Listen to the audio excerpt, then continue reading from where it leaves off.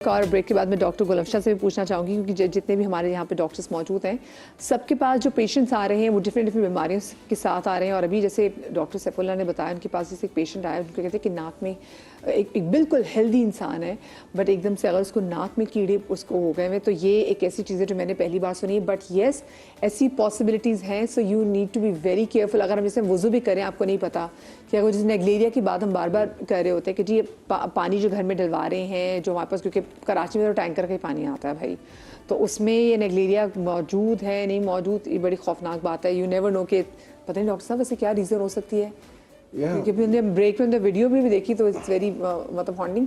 तो ये किसका मतलब है कि हमें भी बहुत सी चीज़ों से ख्याल करना है। वो क्या चीज़ें हो सकती हैं कि पानी, वज़ू के लिए पानी का भी ख्याल करें, पानी मतलब it should B clean water कि जो है आपने उसमें वो क्लोरीन टैबलेट्स वगैरह डाली हैं और जो फिर इंशाल्लाह it should be fine. Like it's like bad luck for some people, you know. और आपको सिर्फ basic hygiene measures, again you know, पानी का ख्याल रखें आप, हैंड हाइजीन, मास्क और ये सारी चीज़ें, इम्यूनिटी एक्सरसाइज। बार बार आपको कहेंगे जब तक आप कर नहीं लेंगे। हाँ। मतलब ये 3-4 चीज़ें हमें अपने लाइफस्टाइल में करनी है ताकि देखें भी हम लोग तो सांस लेने की बात कर रहे हैं और बहुत सारी चीज़ें, मगर फिर हार्ट अटैक्स भी तो बढ़ रहे हैं। मतलब हमारा जो खाना पीना जो है वो सही होना चाहिए जिस तरह हमारे। तो डॉक्टर साहब आगे जाके भी पूछना चाहूँगी, जो हमारे हार्ट अटैक्स बहुत ज़्यादा कॉमन हो गए हैं, ये क्या ये सिर्फ सच में एक बीमारी का हिस्सा है या फिर आजकल जैसे लोग ड्रग्स में बहुत ज़्यादा चले गए हैं, या वो भी एक बड़ी वजह। मैं आगे जाके इस पर भी बात करना चाहूँगी। डॉक्टर गुलफ्शा, आपके पास जो केसेस आते हैं वो ज़्यादा लोग किस चीज़ से ज़्यादा इफेक्टेड हैं जो आजकल का जो सीजन चल रहा है उसमें? इस वक्त इन्वायरमेंटल एलर्जीज बहुत ज़्यादा हैं, ठीक है ना। इसके अंदर वायरस भी पार्ट है। एक मतलब हम 50-50 कह सकते हैं कि बाज़ों का जो पेशेंट एलर्जीज के साथ आ रहे हैं वो फीवर के साथ भी आ रहे हैं, लेकिन कुछ विदाउट फीवर भी हैं।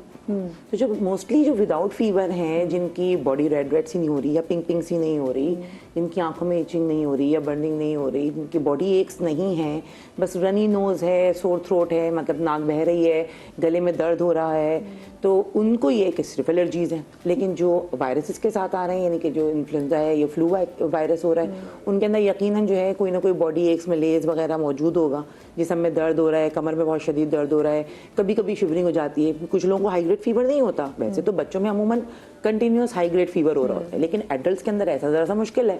एडल्ट्स के अंदर हमारे पास हर वायरस के अंदर हाई ग्रेड फीवर नहीं होता। बाद औक़ात एक स्पाइक आई थी, बाद औक़ात जो है सिर्फ शिवरिंग हो रही है 2-3 दिन से, बॉडी एक और चीज़ ज़रा मुझे इसका ही बता दीजिए कि ये जो हम कहते हैं जी नाक अगर बह रही है, अगर नाक बह रही है तो इट्स नॉट ऑलवेज फ्लू या कोई जुकाम हो। कभी कभी जब आपकी बॉडी भी जब आप वो जो थक जाती है, जब वो गिव अप कर रही होती है, तो उसमें भी कहते हैं कि जी एक सिम्टम ये भी कि जैसे आपकी नाक बहती, तो ये भी तो it's also one of the reason ना। जैसे वी आर ओवरवर्क्ड, फ्लू नहीं है बट हाँ आप कह रहे हैं ना, एक्चुअली जो ओवरवर्क के साथ भी कोई ना कोई एंटीजन लिया होगा ना। आपने ओवरवर्क क्या किया था, आपने घर की सफाई करी थी, आपने डस्ट झाड़ी थी, वो एक एंटीजन है।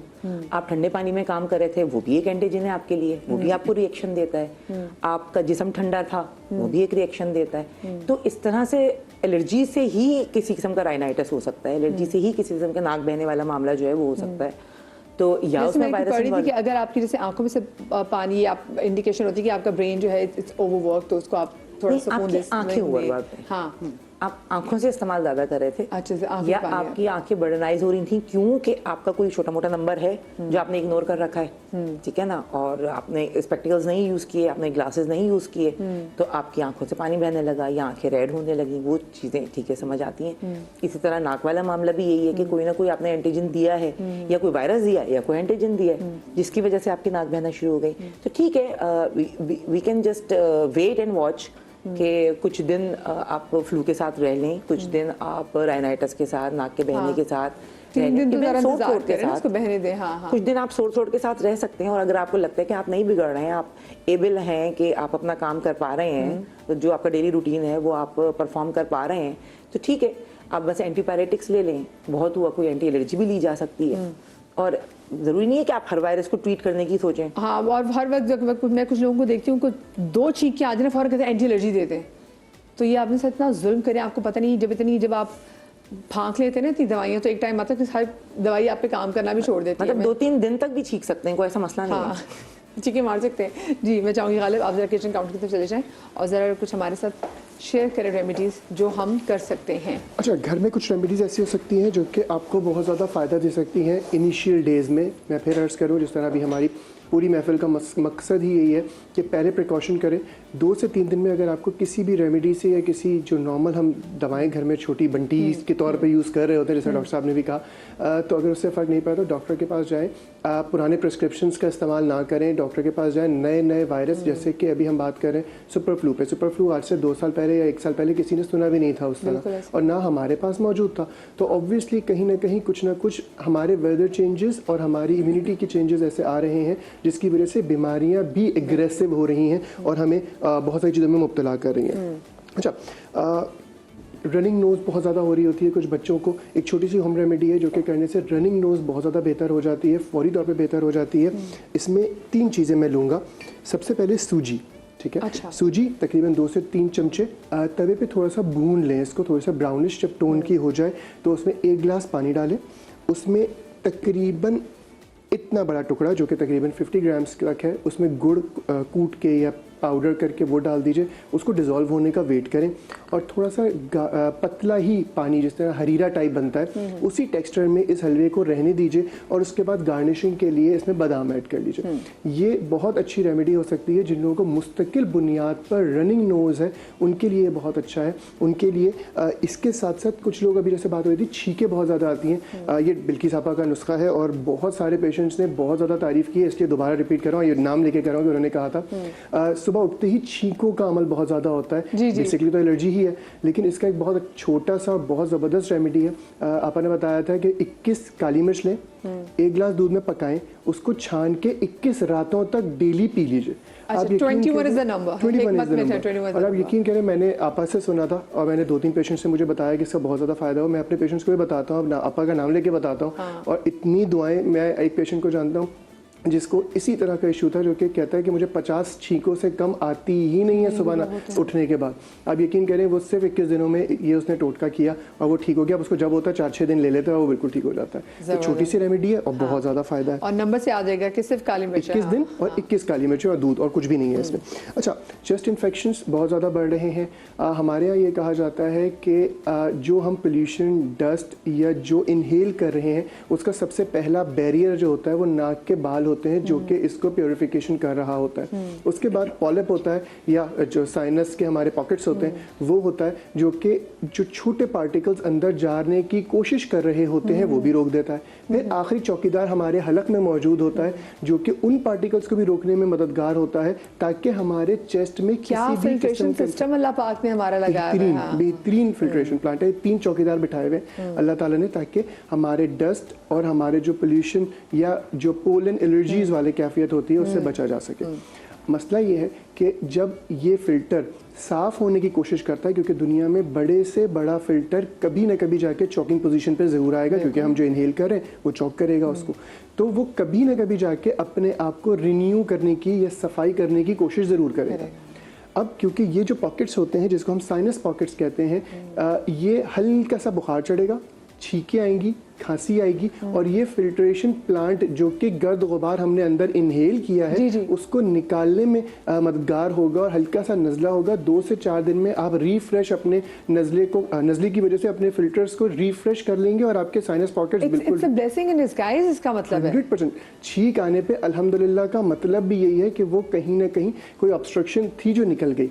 और छोटी सी बात छींके की, अगर यहाँ से लेके यहाँ तक कोई चीज़ अटक रही है तो वो छींक के जरिए क्लियर होगी, और यहाँ से चेस्ट से लेके हलक तक कोई चीज़ अटक रही है तो खांसी के थ्रू कंजेशन जो हो रहा है वो क्लियर होगा। ठीक है, ये एक छोटा सा अल्लाह ने निज़ाम बनाया है। तो उसके लिए जैसा मैंने बात की कि फिल्ट्रेशन प्लांट को जब हम प्योरिफिकेशन करेंगे तो हल्के हल्के खुद हो जाएगा। मसला ये है उसकी सर्विस होनी है ना भाई, सर्विस होनी है। मसला ये है कि हम उसको कभी कभी एलर्जी का नाम दे देते हैं, जो कि 3 दिन के बाद यकीनन दवा की ज़रूरत है, लेकिन एलर्जी का नाम देके हम पहले ही दिन एंटी एलर्जी ले रहे होते हैं, उसको और रोक रहे होते हैं, वो और चौक हो रहा होता है, और उसकी वजह से पोस्ट नेजल ड्रिपिंग स्टार्ट हो जाती है, जिसको हम कीड़ा गिरना या हलक में बलगम की कैफियत आना कहते हैं, और उसके बाद वो सोर थ्रोट का बायस भी बनती है, और 80% लोग इस वजह से दमे के मरीज भी बन जाते हैं। ये सेल्फ मेडिकेशन आपकी भाई इसमें किसी का कोई कसूर नहीं है। ठीक है, तो चेस्ट को क्लियर रखें, उसके लिए एक बहुत ज़बरदस्त सी रेमेडी है जो कि घर में इस्तेमाल हो सकती है, जो कि एडल्ट्स हैं 15 साल से ऊपर है वो इसको ले सकते हैं, उससे अगर कम है तो डॉक्टर के मशवरा कर लें, किसी हर्बलिस्ट से पहले मशवरा कर लें, क्योंकि बहुत सारी ऐसी कंडीशंस होती हैं जिसमें कुछ रेमेडीज़ रिएक्ट कर सकती हैं। तो ये रेमेडी जो है वो बच्चों को 15 साल से अगर कम है तो ना दिया जाए तो ज़्यादा बेहतर है। एक जड़ी बूटी होती है, इसको कहते हैं काकड़ा सिंघी, ये इस तरह की जड़ी बूटी होती है। काकड़ा सिंघी इसमें मैंने 50 ग्राम लूँगा। दालचीनी नॉर्मली घर में यूज़ होती है, ये 25 ग्राम। अच्छी बात है, आपको वैसे भी दालचीनी का कहवा या चाय में लेनी डाल चाहिए। के, अदरक, दालचीनी और लौंग, इसका कहवा बेहतरीन है। मैंने काकड़ा सिंघी ली, मैंने ये लिया हमारी सिनेमन, इसके साथ बरगे अरूसा, अरूसा के पत्ते, बर्ग मतलब पत्ते, ठीक है, ये 50 ग्राम इसमें लिए। इस तरह की काली मिर्च की नस्ल की एक चीज़ होती है, इसको कहते हैं पीपली, ठीक है, पीपली जो है वो इसमें 25 ग्राम ऐड होगी। और आखिरी चीज़ जो इसमें मैं डालूंगा वो 50 ग्राम है, इसको उर्दू में कहते हैं उस्तु खुद्दूस।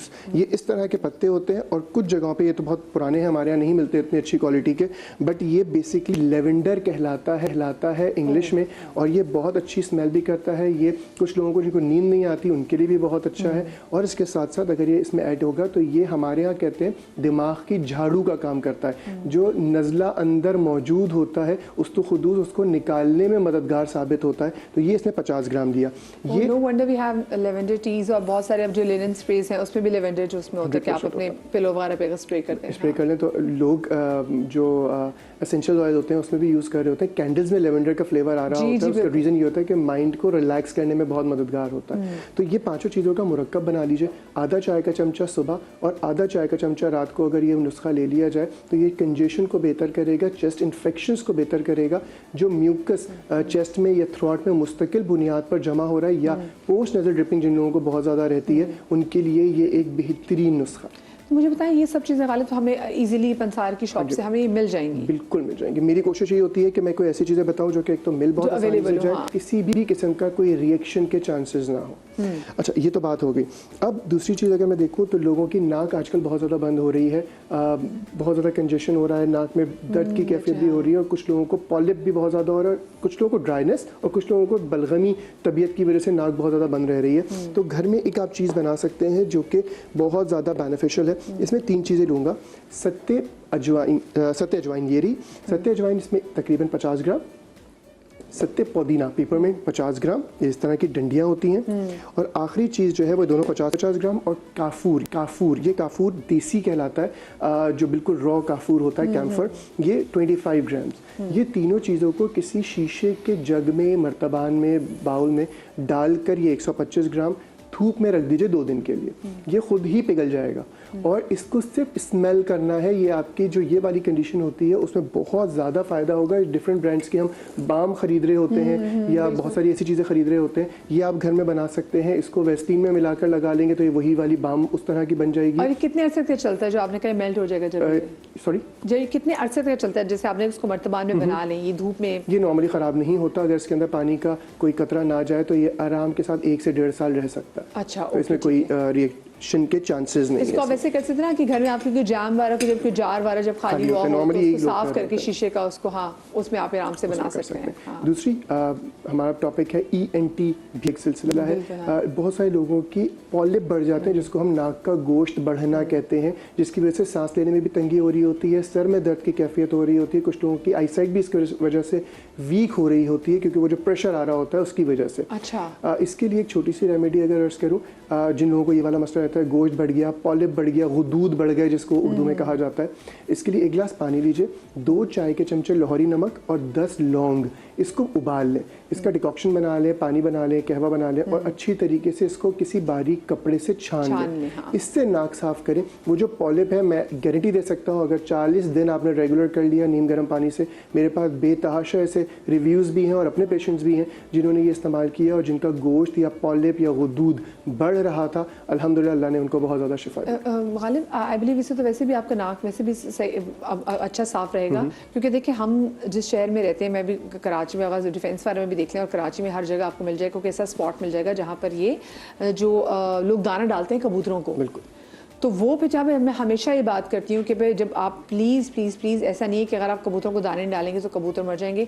ये जो इनकी ड्रॉपिंग्स होती हैं, जिनको मैं आसान अल्फाज में आपको अगर मैं बता सकूँ, जिनकी बिट होती है, ये जब ये उड़ते हैं, ये जब हवा में उड़ती है, ये हवा में मोहल्लक होती है। कराची में आपको पता है ह्यूमिडिटी कितनी होती है, फिर वहाँ से जो मेरे बाइक वाले भाई हैं और हम बहुत सारे लोग जो पैदल चलने वाले होते हैं, वो इसको इनहेल करते हैं और वो आपके लंग्स के अंदर एक ऐसी तबाहकुन सिचुएशन डाल देता है कि आपकी हालत मिजरेबल हो सकती है। तो प्लीज़ प्लीज़ प्लीज़ एक तो से मास्क ही पहने, और क्या इससे बचने के लिए किया जा सकता है गालिब ने बताया। दोबारा मैं गालिब से पूछूंगी, रिपीट कर दीजिएगा, लेकिन ब्रेक के बाद कहीं मत जाइएगा।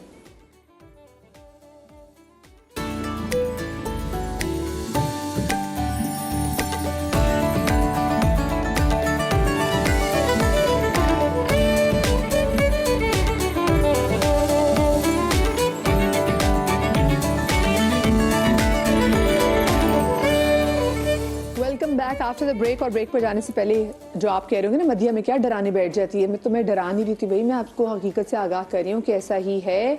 हमारी जो ये वैसे भी ज़रूरी नहीं क्योंकि वायरल फैला हो तो आपको मास्क पहनना है। हमारे हवा में इतनी जो है वो पोल्यूशन है, हवा में इतना कुछ मौजूद है जिसकी वजह से आपको मास्क लगाना चाहिए, जिसकी मैंने एक बड़ी आपको रीज़न अभी कबूतरों के हवाले से भी बताई कि उनकी ड्रॉपिंग्स हवा में मोहल्लक रहती हैं, फिर जो उड़ते हैं, फिर कराची में हवाएं चलती हैं। तो डॉक्टर साहब ने भी, डॉक्टर साहब आप बता रही थी कि अब इससे डिजीज़ वो एग्रीवेट क्या कौन सी होती है? देखिए, दो तरह की प्रॉब्लम्स होती हैं जो कि हमारे ये जानवरों से या पेट से, या अगर आप कबूतर की बात कर लें तो वो तो कोई पाल नहीं रहा, उसका कसूर नहीं है, फिर भी उसके पास अवेलेबल है उसकी एंटीजेनेसिटी। तो ये कि दो तरह की बीमारियां होती है। एक तो हमारी सेंसिटिविटी है जो कि एस्थमा कर देती है। आप एलर्जिक हो रहे हैं, आपको एलर्जिक एस्थमा हो रहा है, या आपको एलर्जिक राइनाइटिस हो रहा है, और आपको अगर है ही एस्थमा तो देन हाँ, आपको अगर एस्थमा है तो वो ट्रिगर हो रहा है। एक चीज होती है हाइपर सेंसिटिविटी निमोनाइटिस, जिसको हम एलर्जिक एल्व्यूलाइटिस भी कहते हैं। ये दोनों टर्म्स एक दूसरे के साथ हैं। इसका मकसद ये मतलब ये डेवलप इस तरीके से होती है कि आपकी एंटीजेनेसिटी मिलती रही लंग को, लंग ने उसको कंट्रोल करने की बहुत कोशिश करी, आपका जो डिफेंस मैकेनिज्म था उसने उसको कंट्रोल करने की बहुत कोशिश की, अब वो बर्डनाइज हो गया, अब वो कंट्रोल नहीं कर पा रहा। आपके मैक्रोफेजेस, आपके न्यूट्रोफिल्स थक गए ये काम करते करते कि आप जो इम्प्योरिटीज अंदर डाल रहे हैं वो उनको इनगल्फ करें और डिस्पोज करें, इनगल्फ करें और डिस्पोज करें, अब वो वहाँ अकुमुलेट होना शुरू हो गया। This is lung disease. यानी कि आपके पेट्स से, आपके कबूतरों के एक्सपोजर से, बहुत लोग घर में वैसे परिंदे भी रखे होते हैं, वो मुर्गियां पाली होती लोगों ने, मुर्गियां, कबूतर, जो छोटे बर्ड्स होते हैं जिनको हम ऑस्ट्रेलियन तोते कहते हैं, छोटे छोटे जो होते हैं, वो ये बहुत बड़ी वैरायटी है तोतों की कि जिसकी वजह से लोगों को हाइपर सेंसिटिविटी निमोनाइटिस होता है। और ये लंग डिजीज है ये एलर्जी की वजह से, मगर ये ऐसे एलर्जी की वजह से नहीं कि आपको होगी और सामने आ जाएगी। ये बहुत अरसे तक छुपी रहेगी। फिर आप परसिस्टेंट ड्राई कफ के साथ 2-3 साल की कफ लेकर जा रहे हैं, आप मरीज डॉक्टर के पास आ रहे हैं। अच्छा, इनिशियली हम भी ये नहीं समझते कि इनको हाइपर सेंसिटिविटी होगा, तो हम भी उसको एज ए एलर्जी डील करने की कोशिश करते हैं, लेकिन हाँ, उनकी चेस्ट फाइंडिंग थोड़ी सी डिफरेंट होती है। अच्छा, ठीक है ना, चेस्ट के अंदर उनके एस्थमा वाली आवाज नहीं होती। I am sure. अब तो जो आजकल बच्चे जितना वेप करते हैं उनकी भी, जो आपने कहा कि वो चेस्ट फाइंडिंग वो भी कब डिफरेंट आने लग गई होगी, क्योंकि एक बार एक सर्जन भी आए थे, उन्होंने कहा कि ये तो एक मुस्तकिल एक बीमारी पैदा कर रहा है। देखिए, अब पहले मैं हाइपर सेंसिटिविटी कंप्लीट कर लूँ। वो जो चेस्ट की फाइंडिंग होती है वो हमें क्लू देती है कि किसी किस्म की लंग डिजीज है। उसके लिए हम सिटी स्कैन करवाते हैं, उस पर डायग्नोसिस बनाते हैं, ठीक है ना, और फिर ये सारे एक्सपोजर हमें पहले से हिस्ट्री में मिल चुके होते हैं। जो रही गई बात वेप की, ये इसलिए नहीं आया था कि इसको फैशन बना लिया जाए। ये ई सिगरेट्स इसलिए आई थी कि आप सिगरेट्स छोड़ दें ट्रांजिएंट पीरियड के लिए, छोटे से पीरियड के लिए, कोई 3 महीने इस्तेमाल कर ले, कोई 6 महीने इस्तेमाल कर ले, और वो सिगरेट की आदत से अपने आप को बचा ले और फिर इसको भी छोड़ दे। जिस तरह निकोटीन गम्स थी, निकोटीन पैचेस थे, इस तरह यही सिगरेट्स थी कि आपकी निकोटीन की रिक्वायरमेंट इम्प्योरिटीज के बगैर पूरी हो जाएगी, तो आप उस साइकिल में से निकल जाएंगे कि आपको एक सिगरेट की बहुत शदीद जरूरत महसूस होती है। सही। ये इसलिए नहीं आई थी कि इसी को फैशन बना लें इसके अंदर फ्लेवर डाल के। और अब तो मतलब अब इसमें भी डाटा आ गया है, अब इसमें भी डाटा आ चुका है कि इससे भी कार्सिनोमा हो रहे हैं, इससे भी कैंसर हो रहा है, इससे भी प्रॉब्लम है। बच्चों को खुद खरीद के दे रहे हैं, बच्चे माँ बाप के सामने पी रहे हैं, बच्चों के स्कूल बैग में से निकल रहे हैं, वेप्स निकल रहे हैं, वेप्स की शॉप में जाके बच्चे खुद खरीद रहे हैं, और ये इतना फैशन और इसको ट्रेंड में समझा जा रहा है कि पता नहीं क्या चीज होगी। मतलब हर काम की चीज का इस्तेमाल सबसे ज्यादा हम गलत करना शुरू करते हैं जी अच्छा, वो आपने बताया था कि हम किस तरह से अपने नाक साफ कर सकते हैं। मैं चाहती हूँ दोबारा से उसको रिपीट कर दें। उसमें 1 गिलास पानी लेना है, 2 चाय के चमचे लोहरी नमक डालने हैं और 10 लौंग डालनी है। इसको पकाना है। जब लौंग का कलर कॉपर कलर का हो जाए पानी, लौंग का कलर आ जाए पानी में, तो इसको किसी बारीक कपड़े से छान लें और रोज़ाना की बुनियाद पर रात को सोने से पहले जिस तरह वज़ू में नाक साफ करते हैं और गरारे भी कर सकते हैं। लेकिन एक चीज़ होकर बहुत सारे लोग समझते हैं कि नाक में पानी डालने का मतलब यह है कि वो खींच के, जिसको हम हिंदी में या आयुर्वेदिक में पतंजलि कहते हैं, वो अंदर की तरफ लेना। ऐसा नहीं है, वो नुकसानदेह होता है। ये कौन कर रहा है भाई? बहुत सारे लोग करते हैं और यही समझते हैं कि नहीं, जब तक अंदर नहीं जाएगा ठीक नहीं होगा। ऐसा नहीं है। सिर्फ आपको यहाँ तक जो जहाँ वज़ू की जो अहकामात हैं सिर्फ वहाँ की हद तक ही साफ़ करना है और वो सफाई हो जाती है। पॉलिप तक चला जाता है वो आपका जो लिक्विड है और वो उसको श्रिंक करना स्टार्ट कर देता है। अच्छा, हमने अभी बात की एक सूजी के हलवे पे, जिस तरह मैंने कहा सूजी और गुड़ और हरीरा टाइप बनाया, इसमें बादाम ऐड किए। आजकल बच्चों को ये बहुत ज़्यादा हो रहा है और नॉर्मली बच्चों को एंटी एलर्जीज़ भी असर उतनी नहीं कर रही है। 2-2, 3-3 दवाएं एक साथ देनी पड़ रही होती हैं, चेस्ट कंजेशन के लिए भी और थ्रोट इन्फेक्शन के लिए भी। तो ये जो सूजी का हलवा है, बादाम के अलावा जो बच्चे 8 माह से ज़्यादा हैं उनको भी दिया जा सकता है। उनकी इम्यूनिटी भी अच्छी होगी और इसके साथ साथ जो उनका फ्लू वाली कंडीशंस हैं वो बेहतर होंगी। और जिन बच्चों को कफ हो रही है, एक छोटी सी बात करूँ, हमारे यहाँ एक चीज़ देखी जाती है कि बच्चों में जब जिनको खांसी ज़्यादा हो रही होती है वो बहुत परेशान होते हैं, घबरा रहे होते हैं और एक वॉमिट आती है और उसके बाद वो पुरसुकून सो जाते हैं। हम ये समझते हैं कि नहीं, उनको वॉमिट आई है, पेट में कुछ मसला था। ऐसा नहीं है। वो कोई बलगम का टुकड़ा जो उनको ऑब्स्ट्रक्ट कर रहा होता है वो उस वॉमिट के ज़रिए निकल जाता है और वो बच्चे रिलैक्स हो जाते हैं और सो जाते हैं, क्योंकि वो उस तरह उसको खींच के निकाल नहीं पाते जिस तरह हम लोग नॉर्मली निकाल लेते हैं। तो एक थोड़ा सा ये भी बॉडी का एक डिफेंस सिस्टम है, ठीक है, तो बच्चों के वॉमिट से निकल जाता है। तो ऐसे बच्चे जिनको बलगम की कैफियत बहुत ज़्यादा हो रही है, चेस्ट कंजेशन हो रहा है, उनके लिए एक छोटी सी रेमेडी है जो कि घर पे बना सकते हैं। ये ऑयल है जो कि उनके चेस्ट पे और कमर पे, बैक साइड पे चेस्ट के लगा दिया जाए तो ये बहुत ज़्यादा बेनिफिशियल होगा। हल्के हल्के ये जो स्पीटम होता है या म्यूकस होता है उसको सॉफ्ट करेगा और निकालने में मददगार साबित होगा। ठीक है, इसमें मैं तकरीबन 100 ग्राम के करीब, 100 ml के करीब जैतून का तेल लूँगा। इसमें सरसों का तेल भी कैसे, ये वॉमिट के थ्रू या ये बस स्टूल के थ्रू भी निकलेगी है?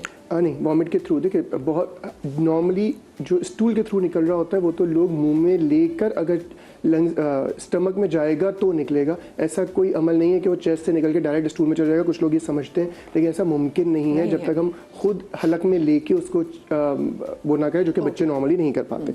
इसमें 100 ग्राम मैंने जैतून का तेल या सरसों का तेल भी लिया जा सकता है। इसमें तकरीबन 10 ग्राम के करीब लौंग लेंगे, 10 ग्राम के करीब कलौंजी लेंगे और तुलसी के पत्ते बहुत आसानी से मिल जाते हैं पंसारी से, इस तरह के होते हैं ये। तुलसी के पत्ते 10 ग्राम के करीब लेंगे और इन तमाम चीज़ों को, चारों चीज़ों को अच्छी तरह पकाएंगे, जिसको कहते हैं तेल को जला लेना। इन सारी चीज़ों को तेल में जला लेंगे और इसको छान इन्फ्यूज जब हो जाएंगे तेल में सबकी प्रॉपर्टीज। बिल्कुल।